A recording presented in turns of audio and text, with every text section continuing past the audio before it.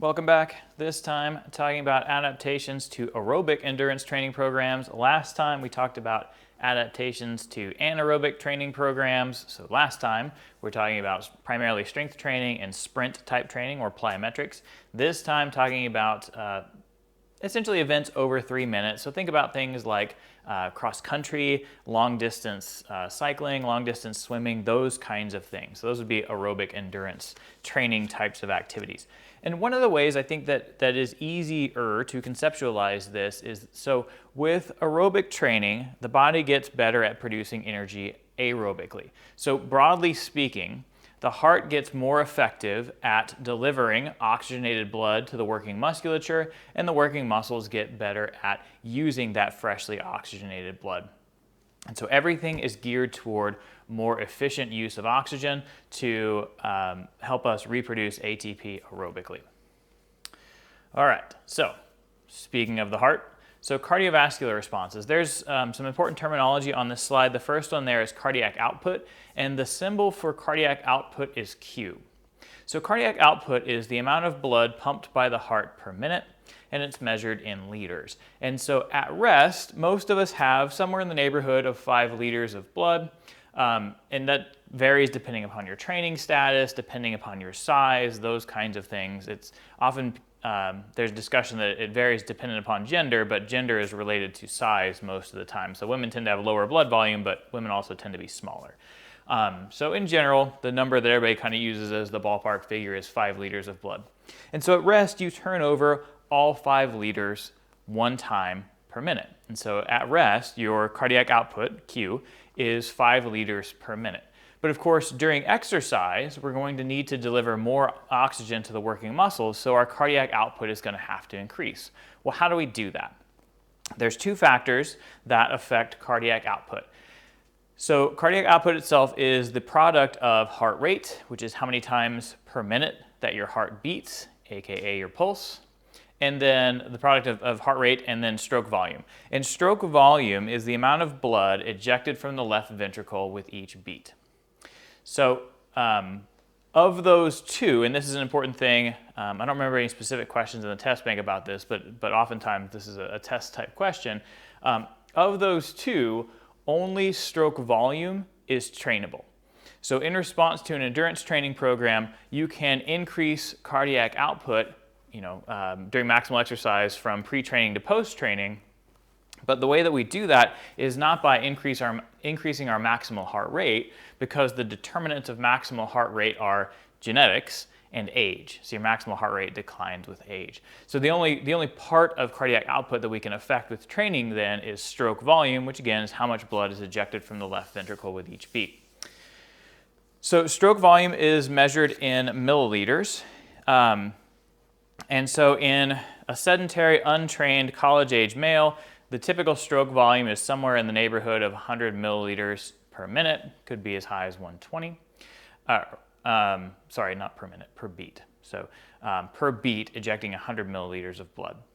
And then with training or after a training program, that stroke volume can increase to more like 150 ml. So it can increase by 50%. So you can see a pretty significant change, significant increase in the volume of blood ejected from the left ventricle with each beat or with stroke volume. So there's another term on there which is end diastolic volume. So remember that the heart has 2 phases, if you will, of contraction. So there's systole, which is the contraction of the chambers. So that includes, you can have atrial systole as well, but typically we're talking about the ventricles. So systole is contraction of the chambers, particularly of the ventricles, and then diastole is resting. Okay, so when they're not contracting. So end diastolic volume then, or EDV, looks at how much blood is in the left ventricle before it contracts. So at the end of the resting stage, at the end of diastole, how much volume is in the left ventricle. And then that sets up increased stroke volume. So for example, in response to an endurance training program, as we've talked about, and as we'll talk about again, the left ventricle of the heart gets more extensible. You can stretch it more. But in addition to that, it actually has can hold an increased volume. So it's a little bit, the chamber itself is a little bit larger. And so because the chamber is larger and can hold more blood volume, your end diastolic volume goes up. It can fill up with, for example, 150 milliliters of blood rather than 100. Okay? So we're going to see an increase in end diastolic volume. There's a related concept on there that's important during exercise, which is venous return. So venous return is the blood coming back to the heart. So at rest, venous return is going to be 5 liters per minute, right? So because if you're turning the blood over, all of your blood volume over 1 time per minute, all that blood, all 5 liters has to come back to the heart. But during exercise, that is going to increase. So as we run or cycle, for example, you're going to get these rhythmic muscle contraction, relaxation, and that pumping effect of the contraction of the muscles is going to push more blood back to the heart. And so that's going to drive an increase in venous return. So as we get more blood coming back to the heart, increased venous return, we get more blood eventually in the left ventricle, so we get a higher end diastolic volume. So the left ventricle is more full, and so then when it contracts, it can eject more blood. Another thing on there, also related to this, is ejection fraction. So ejection fraction is the percentage of blood ejected from the left ventricle with each beat. So during exercise, your ejection fraction goes up. And I forget the specific numbers. I probably should have grabbed them before I started this lecture. But I think at rest, your ejection fraction is somewhere in the 50-60% range. And then during exercise, it goes up to more like 70-80%. Somewhere in there, don't quote me on those numbers. Those aren't NSCA approved. But that's the basic concept, is that during exercise, ejection fraction goes up because with that sympathetic stimulation, that fight or flight system that we activate during exercise as well as when we're frightened or startled or stressed, with that sympathetic stimulation, the left ventricle contracts more strongly, and so it ejects a higher proportion, a higher percentage of the blood with each beat. So ejection fraction goes up. We talked about ejection fraction in 202 when we talked about the heart. So one of the things I talked about there was if somebody had a history of heart attacks, they probably have some death in the myocardial wall, so in the wall of the left ventricle. And so because some of the left ventricle is now scar tissue rather than muscle, the left ventricle isn't quite as strong, so it can't eject as much blood with each beat, and so their ejection fraction goes down as a result of one or more heart attacks. And so then that's one of the things that can lead to congestive heart failure, for example. All right, so I think I hit on all the big things I want on this slide. So next one. So the Frank-Starling mechanism.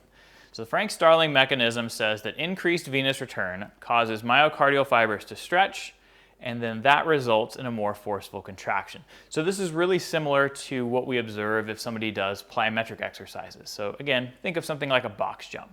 So if somebody jumps down off of a box and then does a vertical jump, that rapid stretch of the musculature, in particular of the quads as you land, that rapid stretch is going to lead to a stretch reflex, a myotatic reflex, and then that's going to cause a reflexive contraction that facilitates the voluntary contraction. And then, as we discussed last time or before, you also add in the elastic properties of the connective tissue of the fascia. So that combination of those three things, the elastic properties of the fascia that are able to stretch and recoil, the myotatic reflex that helps us recruit more motor units more quickly, and then the voluntary muscle contraction. All three of those things then result in a stronger muscle contraction in skeletal muscle. Very similar type of an idea here with the Frank-Starling mechanism. And it's also kind of partly related to that whole length tension curve idea. So if we stretch out the muscle a little bit, it falls within that ideal range of overlap, but not too much overlap of actin and myosin, and so then we get a stronger contraction. So what that means then is during exercise, because you're getting more venous return, you're stretching out the left ventricle of the heart a little bit so it's able to get a stronger contraction. That's going to drive up ejection fraction, but then that also plays a role in facilitating that adaptation where if you stretch out the heart a little bit by increasing venous return, it then becomes both more extensible and also more elastic. Elastic meaning that it's going to bounce back to its original shape or original configuration. And so that's what facilitates that increase in stroke volume or increase in chamber diameter, is that big increase in venous return. Heart rate, let's see. So heart rate begins to increase before exercise due to sympathetic influence. So if you know you're about to exercise, then you're going to see an increase from your resting heart rate. So the example I've used before in another class was that if you're wearing a heart rate monitor and you're standing on the sides of a treadmill and then you turn up the speed, as the speed goes up, you'll see your heart rate start to go up as well because you're anticipating, oh, I'm getting ready to start running, so I better make some adjustments before this process even gets started. So there is that conscious awareness that you're about to initiate exercise, and so that motor cortex is able to increase heart rate prior to that exercise. And then your heart rate is also going to increase linearly during exercise corresponding to the intensity. So as intensity goes up, heart rate goes up, because as intensity goes up, we have to deliver more oxygen to the working muscles. And so we do that most obviously by increasing heart rate. Oxygen uptake. So we usually use this in the concept of maximal oxygen uptake. How much oxygen or air really is somebody moving? And that then gives us an idea of their capabilities, but also of the exercise intensity. So in terms of oxygen uptake, so you can see there, as I mentioned, it's related to the intensity of the exercise. As intensity goes up, we have to move more oxygen. So we're going to start to increase heart rate, increase stroke volume. We're also going to I got sidetracked in my own thought there. So one of the things, as I keep talking about increasing heart rate, one of the things I want to stress is that you can't increase maximal heart rate, but obviously your heart rate itself is responsive to the intensity of the exercise. All right, that out of the way. As you increase exercise intensity, you're going to start to move more air. So breathing rate, breathing depth are going to go up, and we'll talk about those in a minute. So oxygen uptake then is related to the intensity of the exercise, also the amount of muscle mass. So if you're doing a full body exercise, like running or rowing, you're going to move a lot more oxygen because you're activating a lot more muscle mass, as opposed to if you're doing something like the upper body bike. The upper body bike, because you're engaging smaller musculature, just the muscles of the arms and core, you're not going to see as big of an oxygen uptake during something like that as you would, like I said, during running or rowing. And then it's also related to the body's metabolic efficiency and also your movement efficiency. The less efficient you are, so think about if you see a runner that has a bunch of extraneous motion where they've got like hip rotation and they're crossing their arms across their body. That's not very efficient movement. And so because of all that extra motion, it takes more energy and thus more oxygen for them to run at that speed. So somebody who's a little more efficient, where their arms are moving straight ahead, their lower body is moving straight ahead, there's not a lot of rotation, they're going to use less ATP and less oxygen to run at that given intensity. And so that's movement efficiency. In terms of maximal oxygen uptake, so you're going to see a couple other terms related to that. The first is VO2 max, so that's the volume of oxygen max. So VO2 max is your aerobic capacity or your maximal oxygen uptake. All three of those terms mean the same thing, and you'll see all three of them. So they are VO2 max or aerobic capacity are the primary two. Your aerobic capacity is dependent upon the body's ability to deliver and use oxygen. I don't think the textbook phrases it this way, but I think it's probably the easiest way to conceptualize aerobic capacity.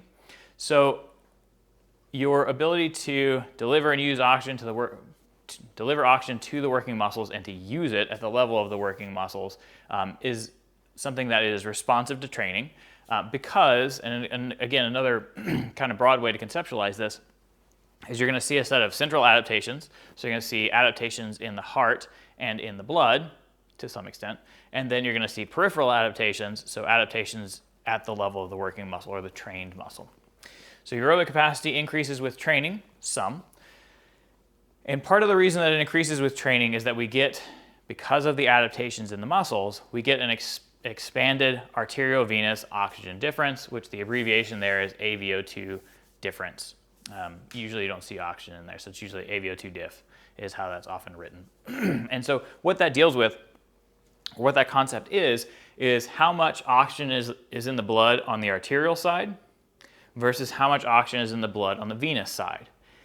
And as we make adaptations in the muscles, so we get more capillaries, more mitochondria, all that stuff, we get better at extracting oxygen from the arterial blood.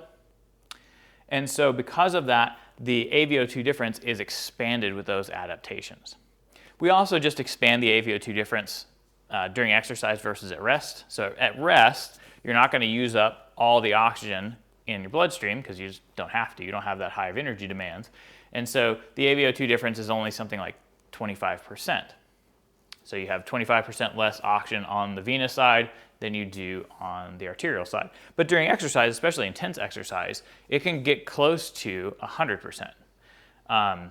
So if we're, all out sprinting, we're extracting as much oxygen from the blood that's going past the working muscles as we possibly can. So like I said, it can get pretty close to 100% during really intense training. Metabolic equivalents. So these are abbreviated METs. You see METs in clinical exercise physiology, but beyond that, you don't really see them much anymore. Exercise machines, all like cardio machines, all used to have a METs thing on them because like exercise prescriptions used to at least work that way, where if you were recovering from a heart attack, the doctor might say, okay, I want you to work at 3 METs for 30 minutes, 4 times a week or something like that. And so it's a prescription of intensity, and it's based on resting oxygen uptake. So 1 MET is equivalent to a resting oxygen uptake of 3.5 milliliters of oxygen per kilogram of body weight. And so when we measure exercise intensity in METs, somewhere between 3 and 6 METs. So basically you're working, if you're at 3 METs, you're at 3 times the energy requirement of rest. And then if you're working at 6 METs, you're at obviously 6 times. And so 3 to 6 METs is moderate intensity exercise. Anything above 6 METs is vigorous exercise. Because you'll see those terminology, like for example, the exercise recommendations are 150 minutes a week of moderate intensity exercise. So one of the ways to quantify that would be in METs. And so again, that's kind of the combination of the intensity of the exercise plus your size, because it is mLs per kg, so it's dependent upon body size. So that's what METs are. So a way to measure exercise intensity based on oxygen uptake. Blood pressure we just talked about. So there's 2 components to it. Systolic blood pressure. So if you're measuring blood pressure, there's 2 numbers. It's 120/80 is normal. The top number is systolic pressure, which again is how hard are the ventricle is contracting, specifically the left ventricle. And then diastole is, like I said, at normal blood pressure, diastole is the bottom number, and it's 80. And so that is, or a way to think about that is as resistance to blood flow, okay? So for our purposes, since I've been making the quizzes, one of the questions in the quiz bank is about what happens during aerobic exercise to blood pressure. And so what you'll see during aerobic exercise is that systolic pressure goes up, diastolic pressure stays about the same and may even drop a little bit. And the reason that diastolic pressure may actually drop is because as you're exercising, you're going to open up more blood vessels because you've got more muscle fibers that are working, and so we're going to open up blood vessels close to them to get them the oxygen that they need. And so as you open up more and more blood vessels in the working musculature, that decreases resistance to blood flow, which then is your diastolic pressure. So during aerobic exercise, then you'll see an increase in systolic pressure, but diastolic pressure stays about the same and may actually drop. Resistance training, on the other hand, I don't think there's a question about that, but in resistance training, they both go up. So with resistance training, so think about something like a squat, while you're particularly on the concentric part of the squat, as you're coming up, the muscles are contracting, they're pressing down on the nearby arteries and the veins. So they're pressing down the nearby blood vessels, but right now we're considering the arterial side. And so by doing that, they narrow the diameter of the arteries, thus increasing the resistance to flow, which drives up diastolic pressure, and then systolic pressure has to go even higher to get past that resistance. So in the case of resistance training, both diastolic and systolic pressure go up. Speaking of local blood circulation, speaking of resistance to flow, so terms you've seen before, vasoconstriction is when there is constriction of the smooth muscle around blood vessels, causing them to decrease in diameter. Vasodilation is the opposite. We relax the smooth muscle around those blood vessels, causing them to open up or increase in diameter. And so what we do at rest is we direct blood flow, because again, we've only got 5 liters of blood, but if all of our blood vessels were dilated, I think the body can hold something like 20 liters of blood if we dilate everything. And so we can't possibly have all of our blood vessels dilated all the time because we just don't have enough blood volume. And so what we do to try to be efficient is that the tissues that aren't using a lot of energy, that aren't running through a lot of ATP, we limit their blood flow. And then we kind of alternate. So we'll close some of those blood vessels and then open them back up, and then close them and then open them back up. So those blood vessels don't die, or so those tissues don't die. But if they're not using a lot of energy, they don't need a lot of circulation. So at rest, most of your skeletal muscles have a lot of closed or constricted blood vessels in them. Not closed, but constricted. And then we've opened up or dilated the blood vessels in the abdomen. So again, we're going to direct blood flow when we're parasympathetic dominant. We're going to direct blood flow to the kidneys, to the liver, to the intestines, to the stomach, that kind of stuff. During exercise, the opposite happens. We'll constrict blood vessels to the kidneys, to the liver, to the intestines, etc., and then we'll open up blood vessels in the working musculature. And the way that happens is when we start exercise, you'll see the release of epinephrine and norepinephrine from the adrenal glands. And so when that happens, when those neurohormones are released into circulation, then that's going to cause systemic vasoconstriction. So all the blood vessels close up. And so that's good in the case of the abdominal blood vessels, because again, we want to direct blood flow away from the abdomen. But that's bad in the case of the working muscles, kind of. So it closes the blood vessels in the working muscles, but then in response to local metabolites, so your muscle cells, as they're working and then they have limited blood flow, obviously their pH is going to drop. And then you'll see a number of other metabolites related to them running through a lot of ATP. And basically that initiates the signaling cascade that causes local vasodilation. So it causes the nearby blood vessels to open up because essentially the body sees, oh, this muscle cell is working, I better open up this blood vessel so that we can get more oxygen to it. So that's local vasodilation. All right, on the respiratory side. So minute ventilation is the volume of air breathed per minute. That seems like a pretty straightforward concept. Obviously, that's going to increase with exercise. So when you are at rest, typically we are going to breathe somewhere in the neighborhood of 12 to 15 times per minute. And then during exercise, that may increase to more like 35 to 45 times per minute. And then tidal volume is the amount of air moved with each breath. So it's actually the amount of air inhaled or exhaled. And so at rest, typical tidal volume is about half a liter. So you'll breathe in half a liter, breathe out half a liter with each breath, and then you multiply that by 12, and that's how much air you've moved in a minute. That's your minute ventilation at rest. But then during exercise, tidal volume can increase to as much as 3 liters, so we take lots of air in and move lots of air out, and we move the air more rapidly, right? And so we have a higher breathing rate. So minute ventilation is the same concept as cardiac output. It's just in the lungs. And so we see breathing rate, same concept as heart rate, and then tidal volume is the same concept as stroke volume. So all these things are basically the same, it's just we're moving air now instead of moving blood in this case. As you know, gas exchange takes place in the alveoli. The alveoli are the little air sacs in the lungs. Most of them are found in little clusters that look kind of like hollowed out grapes that are all just on top of each other. But we do have some alveoli on bronchioles, which are a little bit larger air passages. But for the most part, the alveoli are located in clusters. There's a couple terms on there. Anatomical dead space. So that's the parts of the respiratory system not functional for gas exchange. So the only places we can get gas exchange is, and so by that I mean we can move oxygen into the blood and move carbon dioxide out of the blood. That's gas exchange. And so there are most of the respiratory system, or a lot of the respiratory system is not able to participate in gas exchange because the tissues are just too thick, right?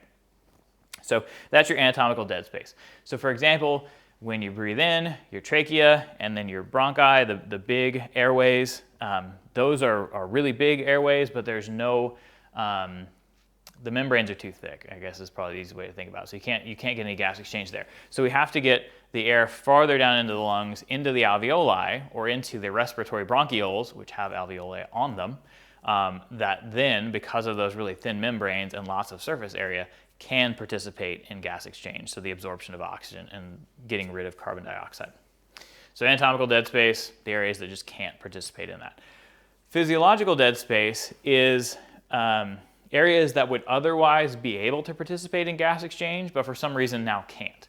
So maybe there's not enough blood flow, maybe we just can't get air into them, or there's problems with the alveolar surface. So for example, if you take up smoking, right, you're going to get some tar accumulation in the lungs, and so because of that tar accumulation, you thicken the membrane in some of the alveoli, and so now you can't diffuse gas through them. The membrane has now become too thick because of the tar accumulation, and so that then becomes physiological dead space. There was nothing wrong with those alveoli before, but now, because of that tar accumulation, they don't function anymore. So now they're physiological dead space. They were otherwise fine, but something has happened to them that now they can't participate in gas exchange. Also, as you know, and you've seen, this is a different diagram than I showed in 202, but it's the same concept. So the top thing in the middle, those are alveoli. So they, like I said, little clusters of grapes, and they're even purple here, so there you go. So what you're seeing here in the middle, so PO2 means the partial pressure of oxygen, PCO2 means the partial pressure of carbon dioxide. All that means is if we look at the pressure of a gas, the pressure of the whole gas, so of ambient air, is the sum of all of the partial pressures. So in ambient air, it's mostly nitrogen. There's also some oxygen, there's also some carbon dioxide, there's some water vapor, and a few other things, right? So that's all in ambient air. But if we add up all those partial pressures together, that gives us the total air pressure. So what we're interested in is the partial pressure of oxygen, because that pressure is what drives oxygen into the blood. And so the pressure, as we discussed in 202, is related to barometric pressure, which is kind of the easiest way to conceptualize that, the weight of a column of air above your head, right? And so if you're at sea level, the total barometric pressure is something like 769 or something like that. That number doesn't matter. And so again, that's the sum of all the partial pressure. So that's the sum of the weight of nitrogen, of oxygen, carbon dioxide, etc. And then if you go up higher, let's say you go up to the mountains, you fly to Denver, 5,200 feet, mile high city, all that fun stuff. Because you're closer to the top of the atmosphere, there's less air pushing down on you. And so because of that, that leads to a reduction in overall barometric pressure, which also leads to a reduction in the partial pressure of oxygen. So there's less of a driving force pushing oxygen into the lungs. So this is at sea level in this diagram. So the partial pressure of oxygen in the alveoli is 105 or 100. The thing I showed you in the other class was 100, but 100, 105, somewhere in there. And that is millimeters of mercury. That's the unit of measure here. On the venous side, so the deoxygenated blood leaving the right ventricle, passing through the pulmonary arteries into the lungs, the partial pressure of oxygen leaving or coming into the lungs, leaving the right ventricle, is 40. So because the partial pressure of oxygen here is relatively low, especially compared to the partial pressure of oxygen in the alveoli, then oxygen is going to move with its pressure gradient. So it's going to move from high pressure in the alveoli to low pressure in the venous blood. And so then, and it goes into the blood until it reaches a pressure equilibrium. And once we've reached that pressure equilibrium, oxygen stops diffusing into the blood. And so the partial pressure of oxygen on the arterial side is 100. Carbon dioxide goes the other way. Because we've produced a lot of carbon dioxide as part of the citric acid cycle, the venous blood is relatively high in partial pressure of carbon dioxide. And so its partial pressure is 46. Because the partial pressure of carbon dioxide in ambient air is pretty low, it's only about 40 in the alveoli. And so carbon dioxide moves the other way, leaves the venous blood, moves into the alveoli, and then we get rid of it through expiration. So then the partial pressure of carbon dioxide on the arterial side drops down to what it is in the alveolar air. Then go back to the heart, go down to the left ventricle ejects the blood, and so then this freshly oxygenated blood passes by the muscle fibers that are going to extract some of the oxygen, and then they're going to kick out the carbon dioxide they've produced in the citric acid cycle, and then we end up on the venous side there. So that's what that diagram is depicting. And obviously these numbers are going to change during exercise. So partial pressure of oxygen will drop even more on the venous side. Partial pressure of carbon dioxide is going to go up even more on the venous side because we're extracting more oxygen and we're producing more carbon dioxide when we're engaging in cellular respiration at a really high rate. So as you know, oxygen is bound to hemoglobin, which is abbreviated capital H, lowercase b, in the red blood cells. Carbon dioxide does not travel that way. Some does travel bound to hemoglobin, but it's not very much. So the carbon dioxide has a much more complicated path. It actually moves into the red blood cells, and inside of the red blood cells, that carbon dioxide is converted into carbonic acid, and then it's converted into bicarbonate, and then it gets kicked back out into the plasma, and so it's carried in the plasma as bicarbonate, and then we get rid of it in the lungs. So a little more circuitous path for the transport of carbon dioxide than there is for the transport of oxygen. All right, so let's talk about adaptations to training. So again, the broad way to think about them is that we're going to get better at delivering oxygen via the heart, and we're going to get better at using oxygen in the working musculature. So cardiovascular adaptations that facilitate oxygen delivery, the first one there is we get an increase in maximal cardiac output. And that increase in maximal cardiac output, again, is because of an increase in stroke volume. So again, somebody who's untrained, we can increase stroke volume somewhere in the neighborhood of 50% in some individuals. So the increased stroke volume then owes to the increased thickness of the left ventricle wall, as well as the increased extensibility of the left ventricle. So the left ventricle can stretch out more, it can hold more blood, i.e. has a higher end diastolic volume, and then when it contracts more strongly, can thus eject more blood with each beat, which is an increase in stroke volume.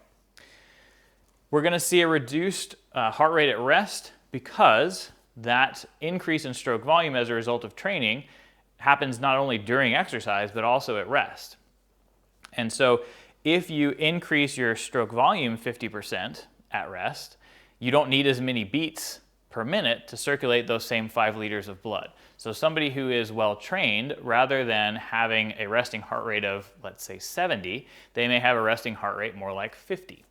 And so the reason for that, again, is because of that increase in stroke volume. If essentially the heart is more efficient, it can eject more blood with each beat, so it just doesn't need as many beats to do the same amount of work to circulate that same 5 liters. As mentioned, maximal heart rate is not trainable. Again, it is related to your genetics. Hopefully you picked the right parents. And then it is also related to your age. So max heart rate declines with age. Interestingly though, and this isn't mentioned in the NSCA book, but there is some evidence that as long as you continue aerobic training, it slows down the decline in your maximum heart rate. So you're probably familiar with the equation. Maximum heart rate is equal to 220 minus age. That's kind of the standard equation. So, with that then, let's say you have a 40-year-old person, their maximum heart rate would be 180.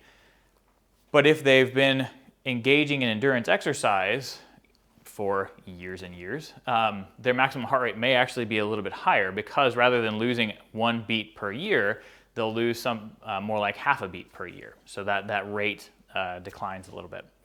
And then there was something, it'll come back to me. All right, we're also going to see an increase in blood volume. Oh yeah, that's what it was before I forget. So 220 minus age, standard equation for estimating maximal heart rate. And so, crap, I forgot. It'll come back to me again. All right, sorry, got distracted by the dog. Increase in blood volume. So whenever you start an endurance training program, you're going to see an increase in blood well, you will see an increase in blood volume, but you'll see an increase in plasma volume first. So after 1 or 2 workouts, you'll see an increase in plasma volume. There's going to be more fluid in your blood. Your blood is thus less viscous. It's a little bit thinner. And then over the course of give or take a month of training, you're going to see an increase in red blood cell volume. So first, the fluid component increases, followed by increases in red blood cell content. But your hematocrit doesn't really shift all that much. So remember, hematocrit is the percentage of your blood that is red blood cells. So it'll stay pretty close to, if beforehand your hematocrit was 47% and then you increase plasma volume, actually results in a decrease in hematocrit. And then after a month of training, you produce more red blood cells, so your hematocrit comes back up to 47. May overshoot a little bit, maybe it'll be like 48, 49%, but it stays pretty close. Now I remember what I was going to say. With the 220 minus age, one thing that you should be aware of is that there's a plus or minus 10% variability there. So if it says, and this is kind of based on that genetic distribution, so using the same example I had a second ago, that if we take a 40-year-old person, 220 minus age, their maximum heart rate is probably 180, but again, that's plus or minus 10%. So that may be as much, their maximum heart rate may be as much as 200, or their maximum heart rate may be as low as 160. So there can be some pretty significant variability there. Why that matters is if you're doing, heart rate or heart zone training, if you're like, okay, you need to be doing vigorous exercise, and I'm going to measure that by making sure you're above 75% of your max heart rate. If they have a big variability, if they're much lower on their max heart rate, if they're more like the 160 end, you may have them exercising too hard, versus if they're more like the 200 end, they may not be working hard enough. And so that's where that variability becomes a little bit problematic. And there is a question in the test bank about that. So know that 220 minus age, there's about 10% variability there. All right, so muscle fibers. So again, muscle fibers are going to get better at, or more effective at, using oxygen.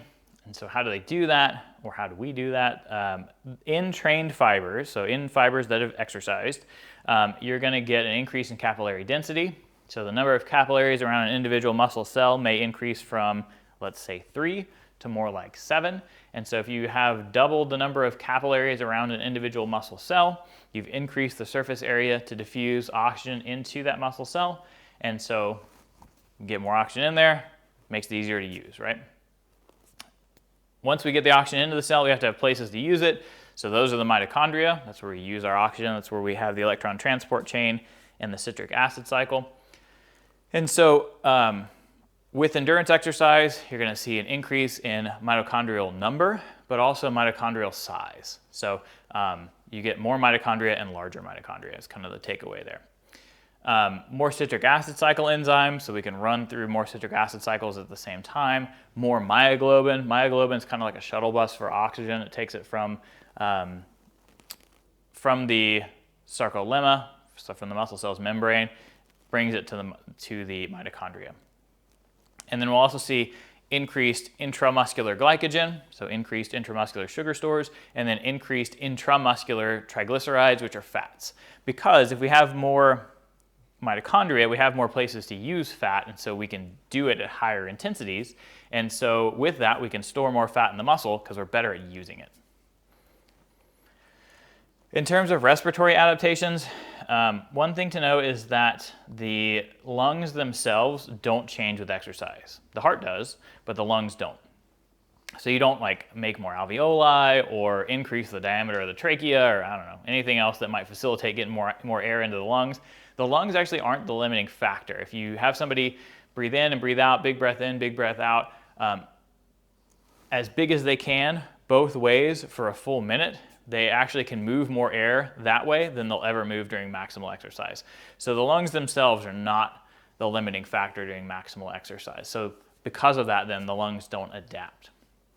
Now you can get some adaptation in the ventilatory muscles. So your diaphragm can adapt, it can get more capillaries, it can make more mitochondria. Your intercostals, the muscles between your ribs, can do the same. So you get some adaptations in the respiratory muscles, but not in the lungs themselves.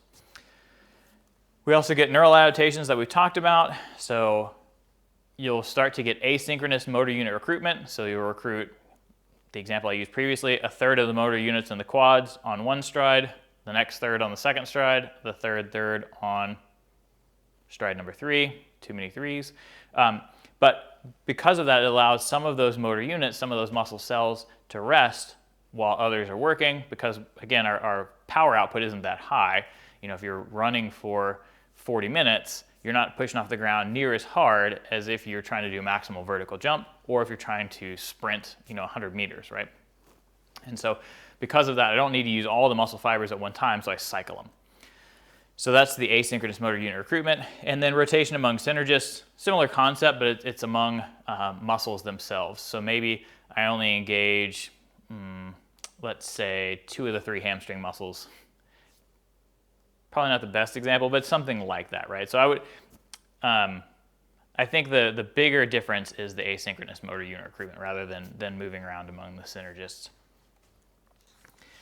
Of course, the bones and connective tissue adapt. So in response to that loading, you're going to get increased bone mass in the loaded regions. So for example, with a runner, they tend to have increased bone mass in the lower body all the way up through the lumbar spine, but above the lumbar spine, you won't see any differences in bone mineral density. If the bone is not loaded, so like in a swimmer, you don't tend to see very much in the way of changes in bone density. So it tends to be with pretty significant loading, so lifting heavy weights or things that involve impacts. Those tend to be the initiators of bone remodeling. To some extent, you'll see increased ligament and tendon strength, increased cartilage thickness if the volume is not too high. If the volume gets too high, it goes the other way. So, if you're running 100 miles a week, you're probably going to get some wearing down of the cartilage. So there's always, around endurance running, there's always this idea that running long distances is bad for your knees, and it depends on how long we're talking. So like I said, if you're doing 100 miles a week, yeah, that might not be the best for your cartilage. But if you're doing more like 20, that's probably going to probably won't really affect your cartilage thickness, if we're being honest here. Endocrine adaptations, so you can see increased circulation of several hormones and increased receptors. So for example, hormones that you'll see increased circulation of include things like testosterone, IGF-1, and then cortisol. This is on there because it's a handy table of a host of adaptations that you'll see in response to endurance training. So just that's there for your use. In terms of adaptations to altitude, so the adaptations to altitude are very similar if you live at altitude to what we see to endurance training. And if you engage in endurance training and live at altitude, the two can kind of facilitate each other to some extent. I'll talk about why that is in a second. So if you fly to Denver today, again, so where it says there adaptations occur above 3,900 feet, Denver is at a mile, so 5,280. So because of that, if you were to fly to Denver today, you're going to get, because of that reduced partial pressure of oxygen, again, less of a driving force pushing oxygen into the blood. And so what you get then is not full saturation of the blood with oxygen. So for example, at rest and at sea level, most people's hemoglobin saturation is somewhere in the neighborhood of 98%. So 98% of your little hemoglobins are saturated with oxygen at rest at sea level. Now, if you go to Denver, that's going to decline a little bit. It may be more like 93%. Maybe not that big of a drop, but something in that neighborhood. And so because of that, because your blood isn't fully saturated with oxygen, the body responds by trying to circulate the blood faster. So that's why you see the heart rate increases. It also responds by hyperventilation, trying to blow off the carbon dioxide and get more oxygen in there.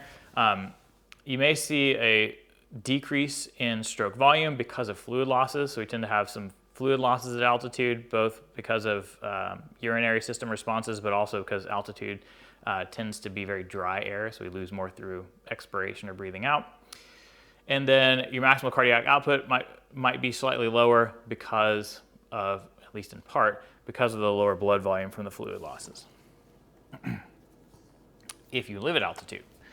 Then, again, the adaptations are pretty similar to what we see in response to endurance training. So more red blood cells, increased hematocrit. So it would increase, again, if your hematocrit is typically 47%, it might increase to like 49. Because the gist of it is, if your red blood cells aren't full, the body essentially says, okay, well, I'll just make a bunch more of them. So I'll have a bunch more mostly full red blood cells rather than the same number of partially full red blood cells. I'm going to get a decrease in plasma volume and thus decrease in stroke volume, increased capillary density in the muscles, increased mitochondria. Both of those two are crossovers for endurance training.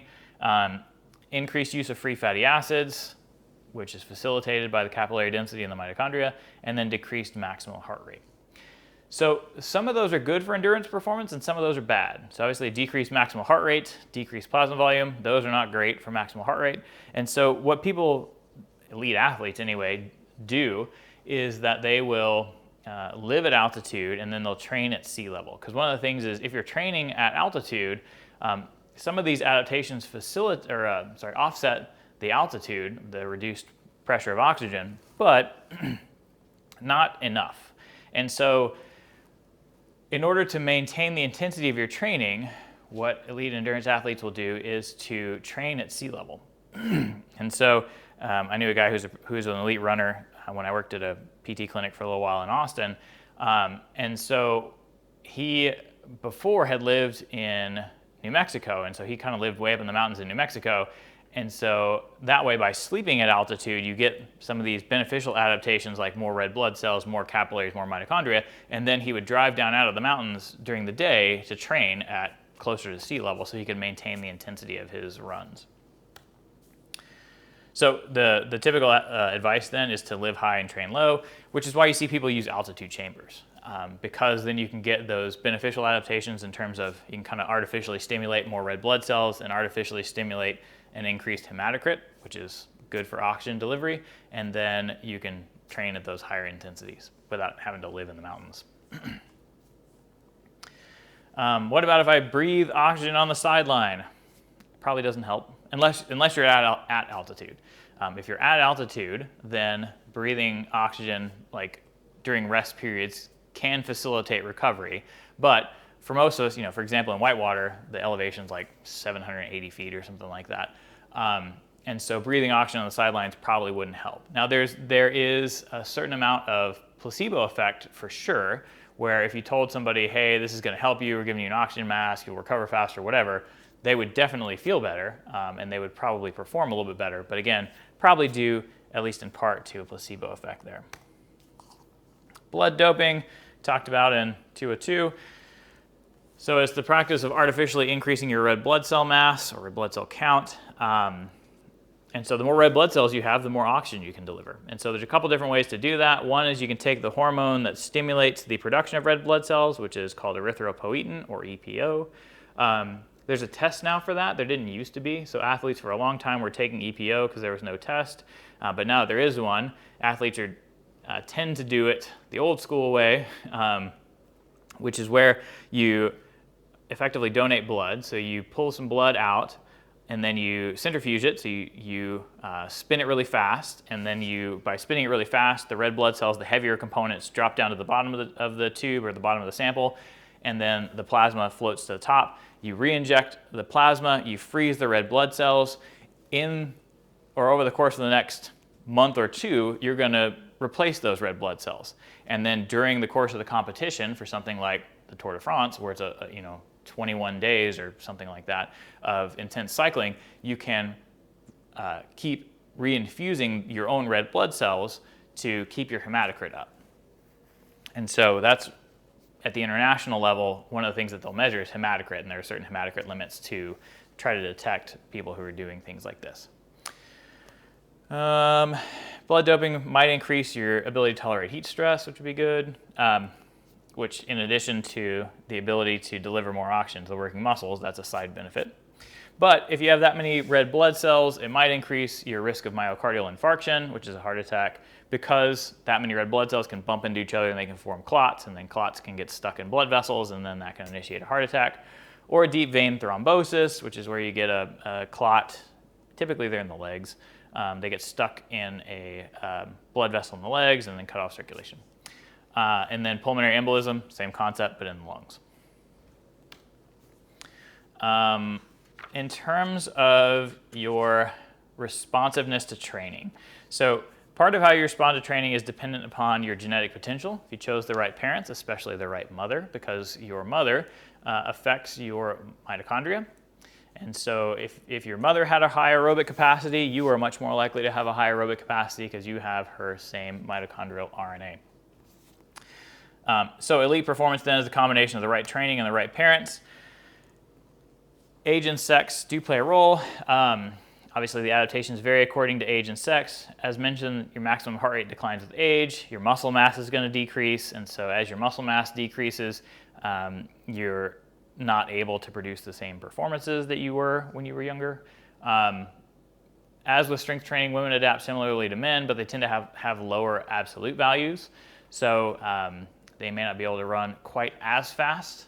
Now, there are certainly some super fast women, and there's some speculation about whether women will eventually overtake men in the marathon. But in general, women tend to be smaller and tend to have these lower absolute values. They tend to have lower hemoglobin because women have lower testosterone, and testosterone initiates the production or plays a role in the production of red blood cells. Doesn't initiate it, that's EPO, but it does play a role in the production of red blood cells. Tend to have lower strength to weight ratios because women tend to have higher fat mass, and women also have a smaller heart. But again, women tend to be smaller, so of course they do. Overtraining syndrome, I'm not really going to belabor this because we talked about it with strength training, so I don't want to hit it twice, but just here's the definitions if you need them, and obviously the slide shows up. In terms of cardiovascular responses, so you may see heart rate variability that could indicate overtraining syndrome. And then in terms of endocrine responses, because I think there's a question about this one, a decrease of 30% or more of free testosterone in men may be a marker of overtraining syndrome. Strategies to prevent, same stuff. Monitor training load, don't have big increases. Consider outside factors, other stressors in addition to their training stress. And then detraining, so everything is just like strength training. Everything's use it or lose it. So you can see the aerobic capacity declines there. The first decline is actually decreased plasma volume. So just like plasma volume is the first thing to adapt, it's also the first thing to go. And so you'll see a reduction after a layoff in aerobic capacity, but primarily if you haven't laid off too long, so a couple weeks or less, the reduction is due to decreased plasma volume, so it tends to come back pretty quick. Those structural adaptations like the mitochondria, we hang on to those longer because we had to build them. Just like the muscle mass where you see neuromuscular adaptations go away first, but you tend to hang on to muscle mass and then eventually you get atrophy. Same kind of concept with aerobic stuff, where you'll see that we hang on to things that the structural changes, the capillaries, the mitochondria, and we get rid of things like the enzymes more quickly. And that's it. So next week, moving on to chapter 7. Good luck on this week's quiz, and we'll see you then.